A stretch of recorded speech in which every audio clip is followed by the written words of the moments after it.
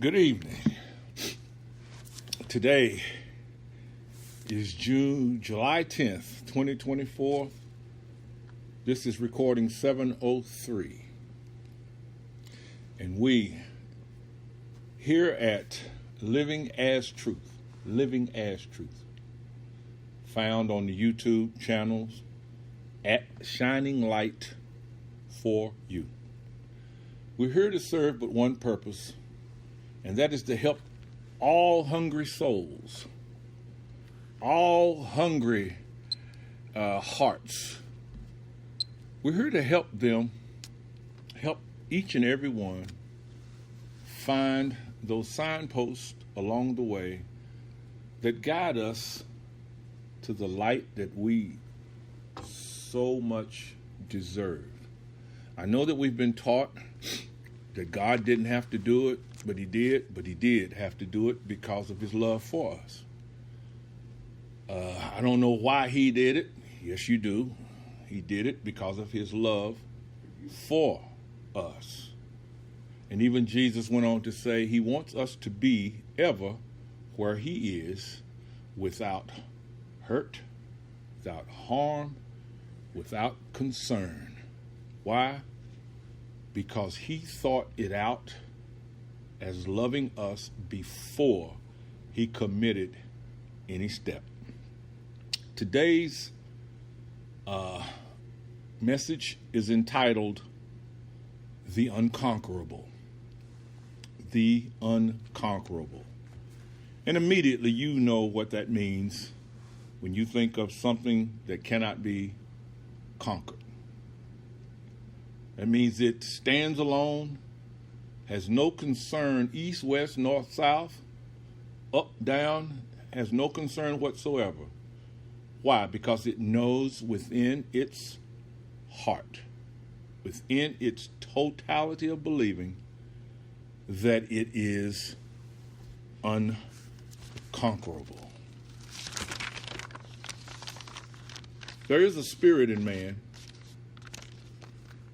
and it seeks freedom from concern, worry, doubt, and every negative value in the world of experience.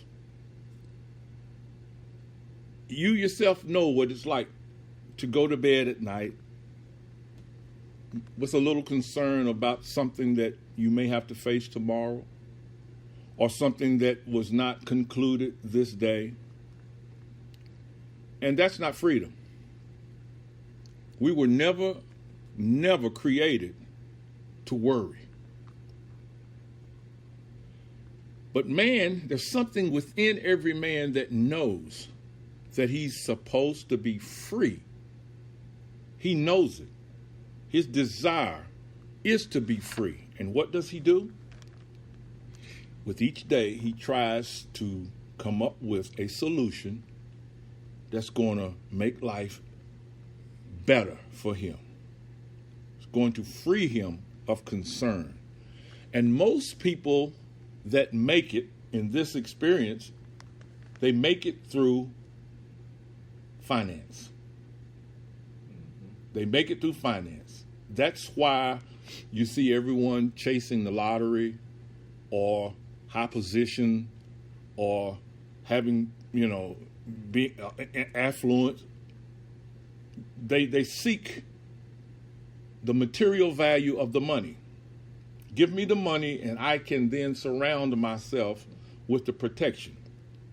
But one thing they cannot find freedom from: sickness and disease. It matters not how much money, and they hope that there is a specialist somewhere who will be able to, resolve whatever medical situation comes up. So man is ever forming infinite inventions that he hopes will reward his pursuit.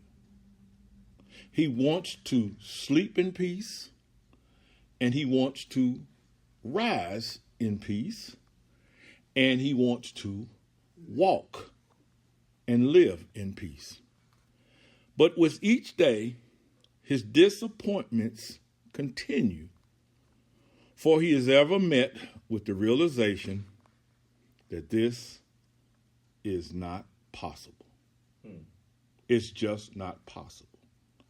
Therefore, he is ever looking for the solution to whatever ailments come about, that he may, have this total unconcern. In this manner, he pursues daily. He looks for that which will set him apart as invincible, impenetrable, undefeatable, unconquerable. Unconquerable. Safe from all danger. Can there be such a state of existence that will afford this mental resolution, this mental rest? Yes, there is. But it's not as quickly accessible as one would like, but nonetheless, it is available. Contained within the Holy Scriptures of the world, there are decrees that there is one law by which all things that appear are founded upon. I'm going to say that again. You notice I said contained within all of the religious scriptures is this understanding, this decree, that there is a law which lets us know that it matters not what you call the religion or where it may be founded in the world, they all lead to the one by which everything seen and unseen that appears is founded. What do we call it? God. Some call it Satori. Some call it Jehovah. Some call it Elohim. Some call it the Buddha or the Buddha mind. But the bottom line is, when you inspect all of these religions, they're all are sort of like a pyramid, positioned throughout the world, all relaying back to one point, the one. There is a law by which all things appear, and all these things come from the understanding of that law. And only by submission to this law does one awaken to the infinite possibilities contained within the law. Only by submission to the law. I know I said this last week, this past Sunday. If you look at Jesus' life at age 12, what does he do? He submits himself to the one law. When missing from his family for 3 days, and they finally find him, they find him where?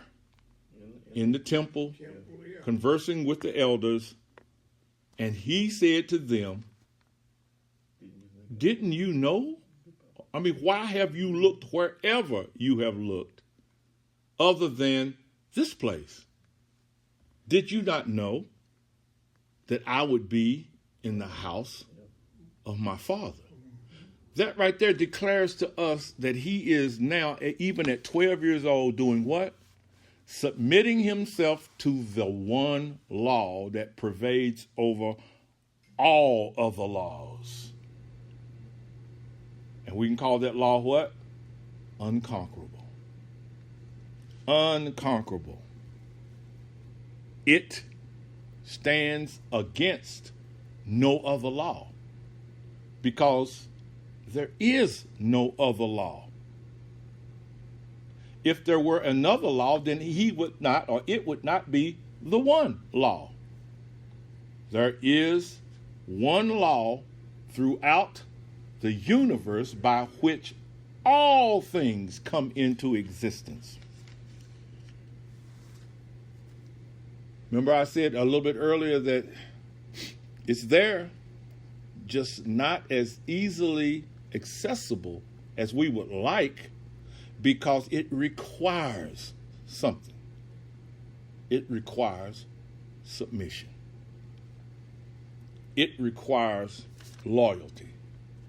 It requires dedication.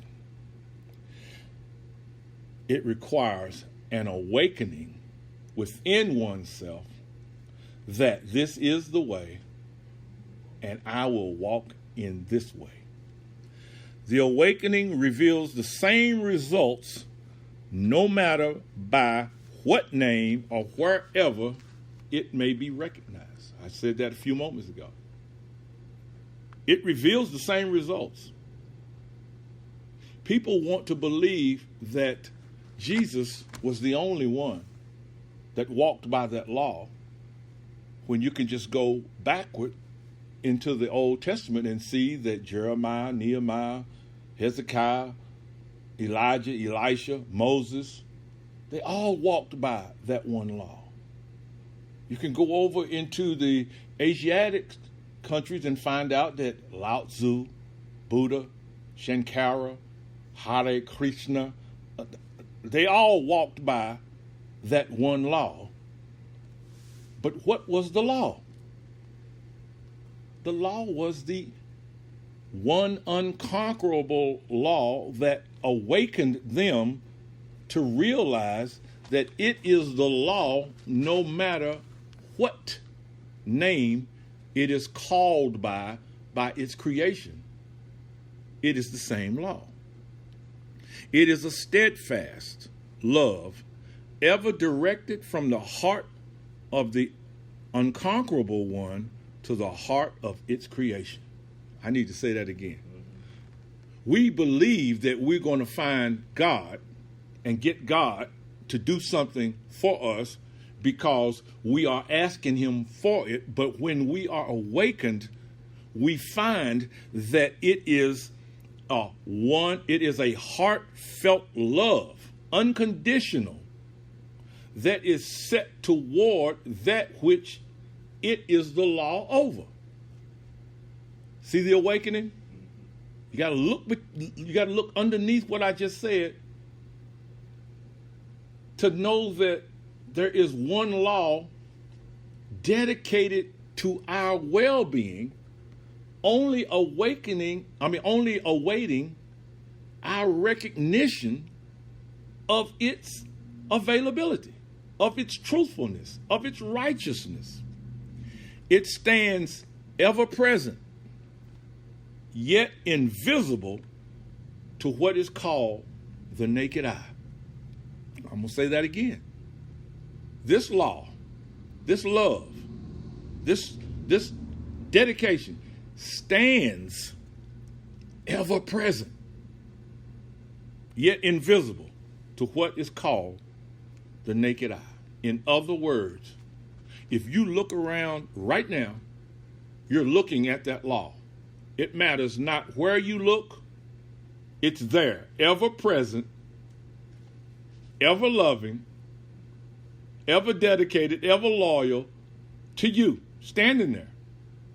And yet, if you choose to see a tree, if you choose to see a cloud, if you choose to see water, if you choose to see a rock, if you choose to see those things made in and of themselves by some formation of nature, then you have totally mislooked.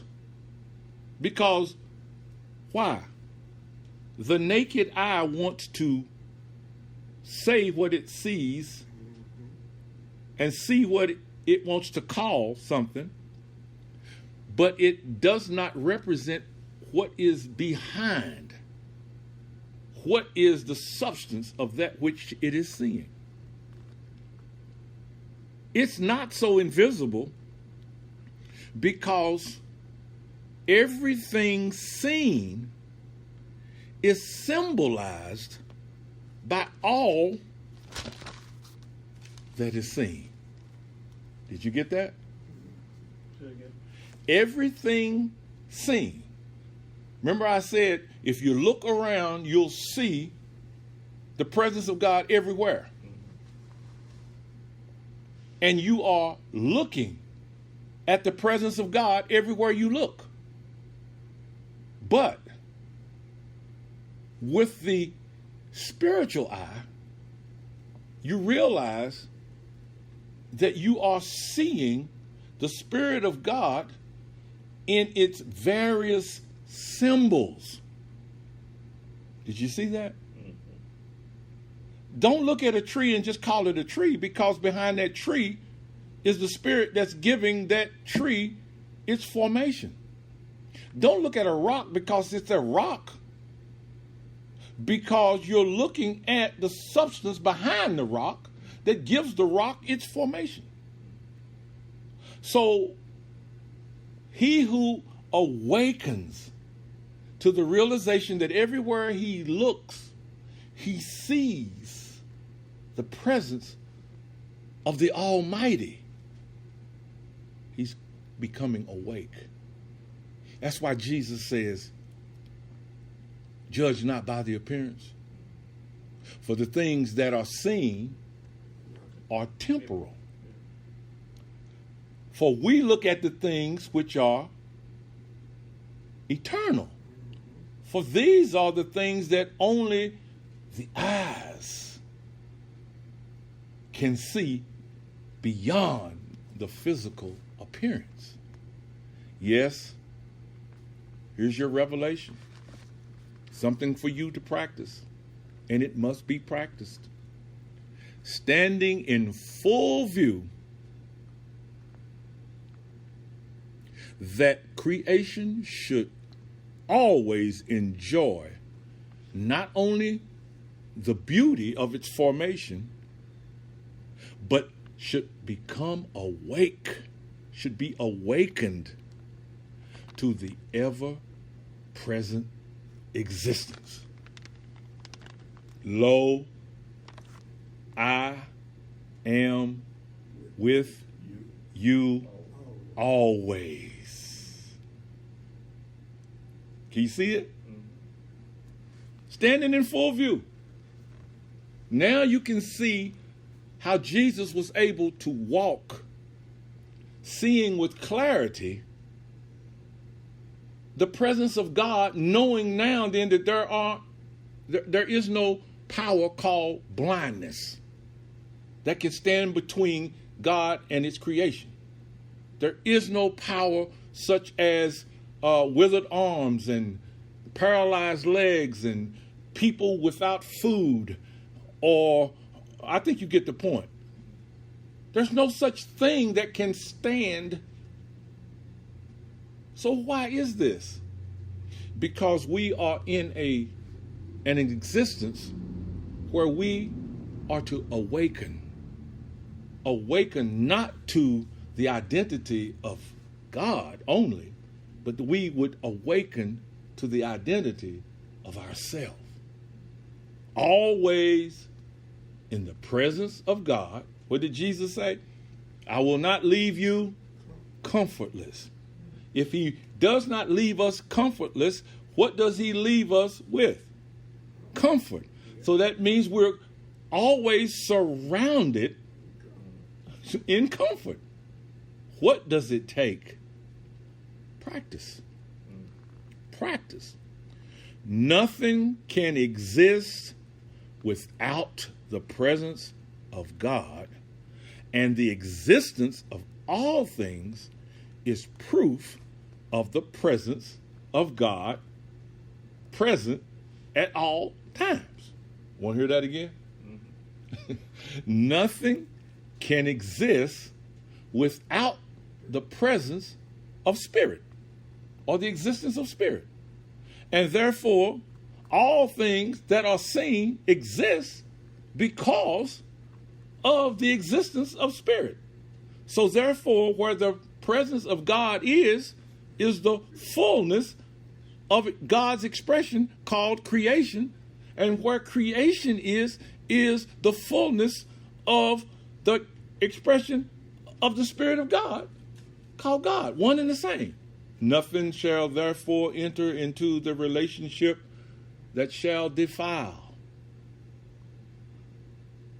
our conscience, is what proves this to be true.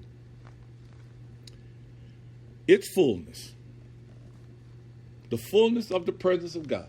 We need to understand this. On the head of a straight pen. Now, a lot of people today don't know what a straight pen is. A lot of the kids probably don't. But I remember growing up with straight pen. And I'm standing here telling you that the fullness of God can be on the head of a straight pen. Whereas we were taught, or we assumed, that whatever was necessary to get us through a situation would be on the head of a straight pen. Whatever amount of God, right? Whatever amount of God was necessary would be there. And I'm telling you, not so. I'm telling you the fullness of God. Whatever the infinity of God consists of can be mounted on the head of a straight pen. Yep, fullness. Not a portion, but allness. Why? Because if every piece, dot, tree, symbol of creation were wiped away, the visible essence, the entirety of that which we call God would still remain. You need to understand that. If you could right now wipe away every piece of creation to the point where it does not exist. If you could wipe away every piece of existence to the point to where it is not visible, the fullness of God would still be there. It may appear, as we call it, invisible, but it's not invisible because from the beginning, that's all there was. And it's complete within itself. So God is always complete, whether it appears to be or not. There would be no separation, but spirit encompassing all. This is what Jesus saw. That's why he was never moved, never fooled by any situation that appeared before him, because he knew that everything standing before him, seen and unseen, was but the expression of that which is unseen by the naked eye. The Spirit of God everywhere. No spaces, no crevices, no nooks, no crannies empty of, but Spirit alone abiding fulfilled. God does not even have to think about what he wants something to look like, because it is. It always is, because everything is complete. And God knows how to fulfill all things within himself. So therefore, no counsel able to form of itself within itself. Awake, man can realize that whatever is necessary for fulfillment is fully contained within that which he is. I wonder if you got that. When a man is awakened, he is able to realize that whatever, I don't care what it is, he can be on a stranded island with $1 million, which will get him nowhere, right? Mm-hmm.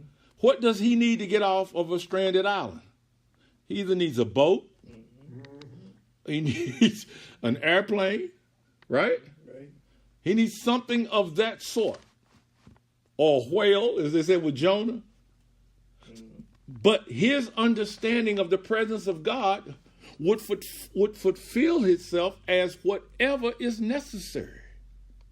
It may appear that these people got lost out there on the waters, or they were just on a boat trip out there and just happened to come by this stranded island. But the bottom line is, he who is awakened would know that the Spirit of God being fulfilled.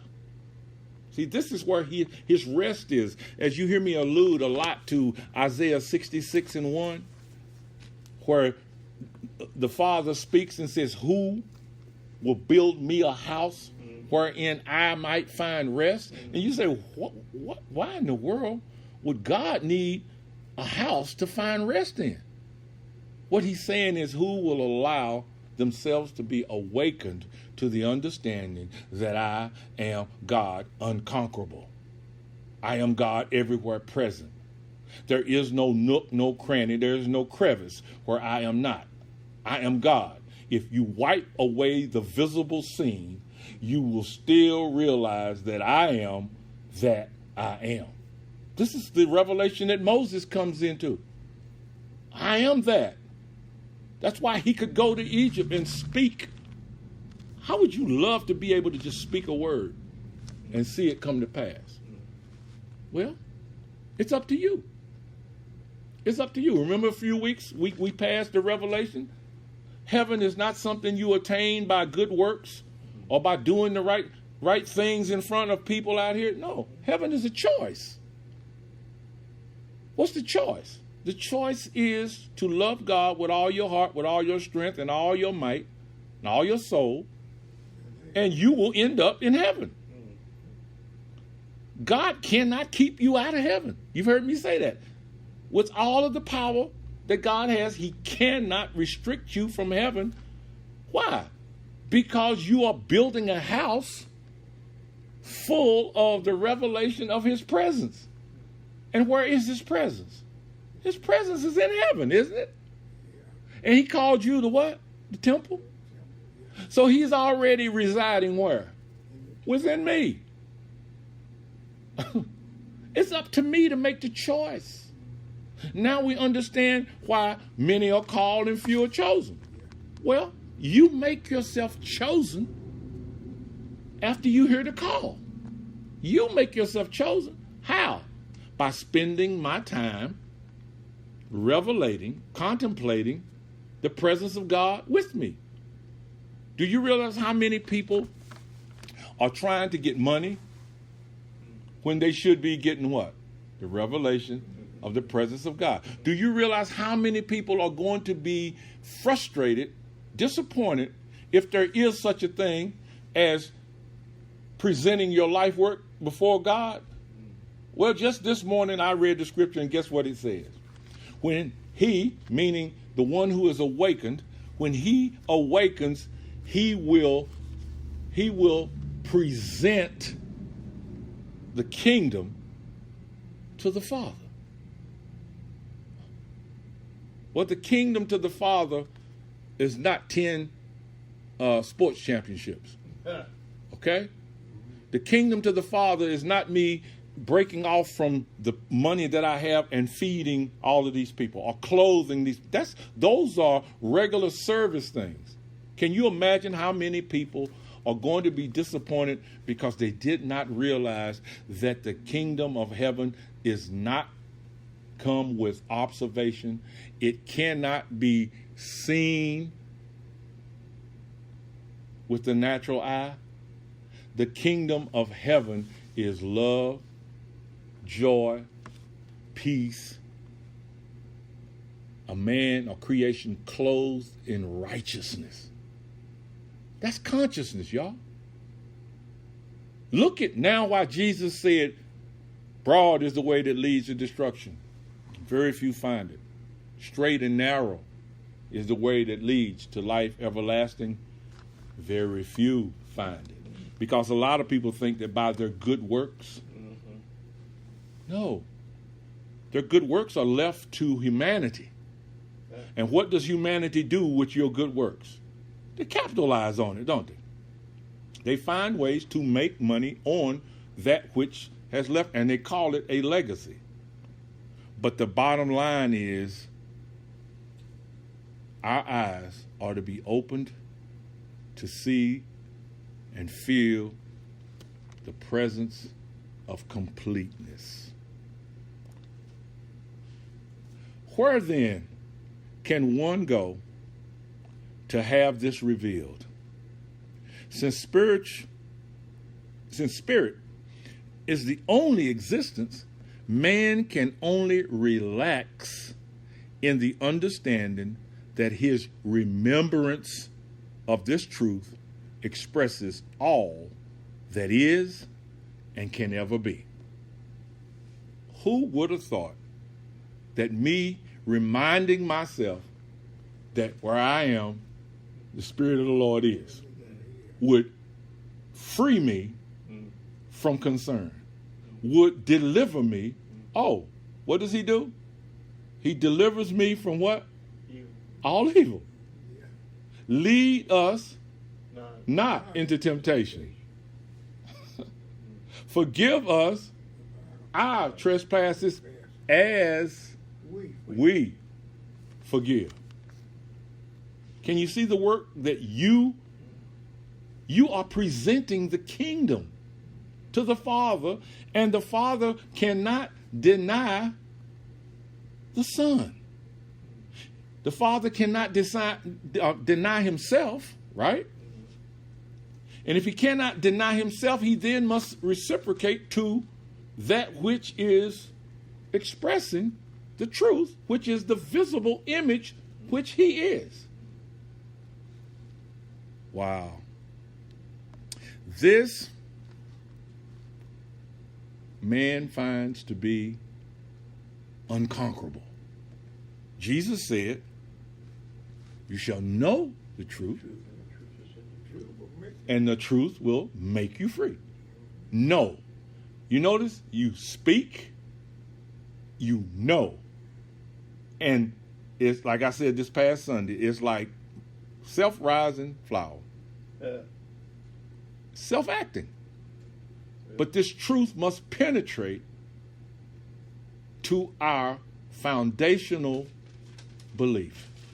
We must be willing to lose our life as we see it, based on the understanding that this truth sets us free.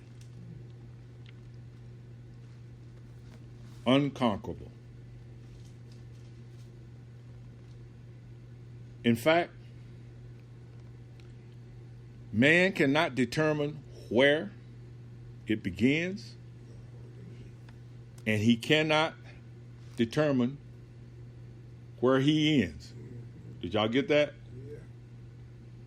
It's impossible for man to determine where the Spirit begins and where he, man, ends. Why do you think that is? Because he and Spirit are one and the same. And what did Jesus say? When you see me, you see him that sent me.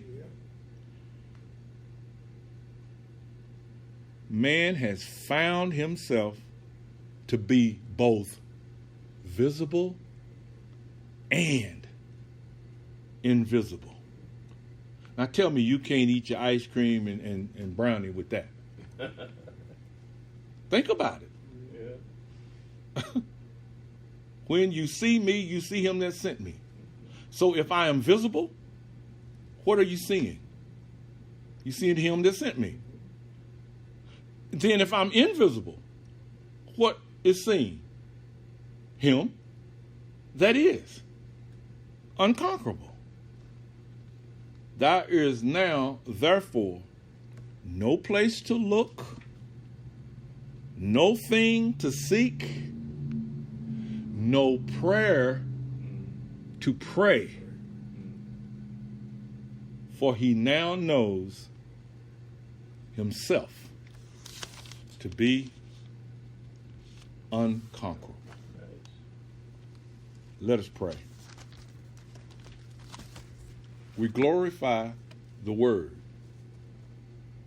And in essence, we are glorifying ourselves. For we cannot be separated from the word, for the Father and I are one.